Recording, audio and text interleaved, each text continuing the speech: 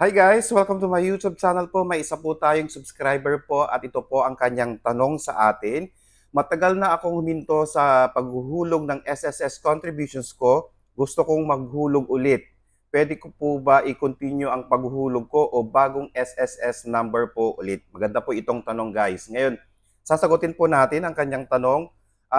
Una po, pwede po ninyo itong i-continue. Kahit na matagal po kayong hindi nagbayad at gusto nyo po ulit magbayad dahil meron po kayong budget para sa SSS contribution, maghulog po ulit kayo dahil marami pong magagandang benepisyo si SSS, lalong-lalo na po ang retirement po. Pag retire po natin, meron po tayong monthly pension. Ngayon, ang tanong nyo po kung gagamit ulit ng SSS number, hindi na po. Dati pong SSS number po natin. Kung ano po yung una po nating SSS number, yun din po ang gagamitin po natin. Tandaan po natin na isa lang po ang SSS number po natin at yun po ay lifetime na po na number po natin.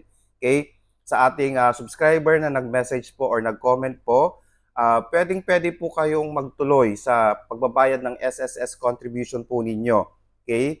Dahil marami pong benepisyo ang ibibigay ni SSS sa atin, lalong-lalo na po pag tayo po ay nag-retire. Ayan po, so nasagot po natin ang katanungan po ng isa sa mga subscriber po natin. Kung may mga tanong po kayo, please, pwede nyo pong mag-comment para po sasagutin po natin sa abot na ang ating makakaya. Maraming salamat po and stay safe. Bye-bye!